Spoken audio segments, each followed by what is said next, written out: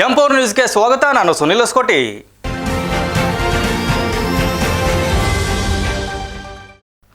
ಮಾದಕ ವಸ್ತುಗಳ ವಿರುದ್ಧ ಪಾವಗಡದಲ್ಲಿ ವಿದ್ಯಾರ್ಥಿಗಳಿಗೆ ಜಾಗೃತಿ ಕಾರ್ಯಕ್ರಮವನ್ನು ಪಾವಗಡ ಪೊಲೀಸ್ ಠಾಣೆ ಸಂಯುಕ್ತಾಶ್ರಯದಲ್ಲಿ ಹಮ್ಮಿಕೊಳ್ಳಲಾಗಿತ್ತು.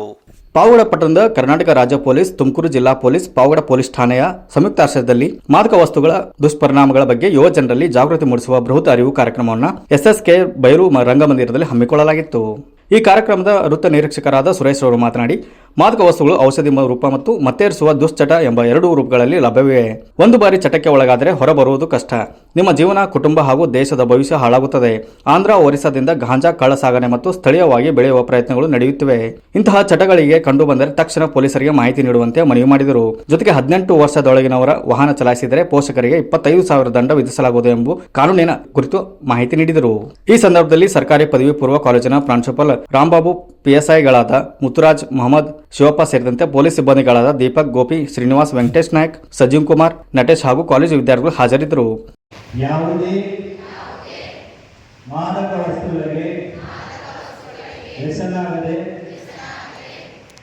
ಹಾಗೂ ವ್ಯಸನಕ್ಕೆ ಒಳಪಟ್ಟ ಒಂದು ಅಂಡರ್ ಈಗ 112 ಆಗಿದೆ. ಯಾವ ಇಂಡಿಯಾ 112 ಕವರ್ ಮಾಡಿ ಸರ್ ನಮ್ಮೂರಲ್ಲಿ ಇಂಥವರು ಈಗ ಡ್ರಗ್ಸ್ ತಗೊಂಡು ಈ ಥರ ಯೂಸೇಜ್ ಮಾಡ್ತಾ ಇದ್ದಾರೆ, ಸೈಲೆಂಟ್ ಆಗಿದ್ದಾರೆ, ಮಿಸ್ಬಿಹೇವ್ ಮಾಡ್ತಾ ಇದ್ದಾರೆ ಅಂತ ಹೇಳಿದಾಗ ಅದ್ರ ಬಗ್ಗೆ ಅಟೆಂಡ್ ಮಾಡ್ತಾರೆ. ಅದಕ್ಕಿಂತ ಇನ್ನೊಂದಿದೆ, ಹೆಲ್ಪ್ ಲೈನ್ ಇದೆ 1933 ಗಾಂಜಾ ಮತ್ತು ಈ ಡ್ರಗ್ಸ್ ವಿಚಾರವಾಗಿ ಅವೇರ್ನೆಸ್ ಕೊಟ್ಟರೆ ನಿಮ್ಮ ಮಾಹಿತಿನ ಯಾರೂ ಕೊಡೋದಿಲ್ಲ. ಒಂದು ಈ ವಿಚಾರ ನೀವೇನಾದ್ರು ನೇಷನ್ಗೆ ಆಗಲಿ 1933ಗೆ ಆಗಲಿ ಫೋನ್ ಮಾಡಿದ್ರೆ, ನಾನೇ ಕೇಳಿದ್ರು, ನನ್ನ ಪೊಲೀಸ್ ಅಧಿಕಾರಿಯಾಗಿ ಕೇಳಿದ್ರು ಕೂಡ ನಿಮ್ಮ ಬರ್ತ್ ಸರ್ಟಿಫಿಕೇಟ್ ಅಲ್ಲಿ ನೀವು ಹುಟ್ಟಿರುವಂತಹ ಡೇಟ್ ಅಷ್ಟೇ ಬರೋಲ್ಲ, ಟೈಮು ಬಂದಿರ್ತದೆ, ಅಲಾರ್ಮ್ ಸೆಕೆಂಡ್ಸ್. ನಮ್ಮ ಬರ್ತ್ ಸರ್ಟಿಫಿಕೇಟ್ ಒಳಗೆ ಬರೀ ಡೇಟ್ ಇರ್ತದೆ. ನಿಮ್ಮ ಬರ್ತ್ ಸರ್ಟಿಫಿಕೇಟ್ ಅಲ್ಲಿ,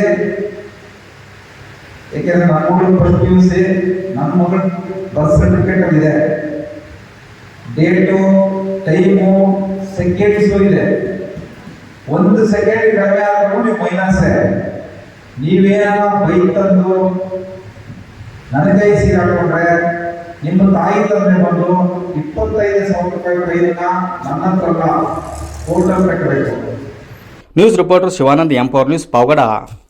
ಇದಿಷ್ಟು ಇವತ್ತಿನ ಸುದ್ದಿ. ನಿರಂತರ ಸುದ್ದಿಗಾಗಿ ನೋಡ್ತಾ ಇರಿ ಎಂ4 ನ್ಯೂಸ್.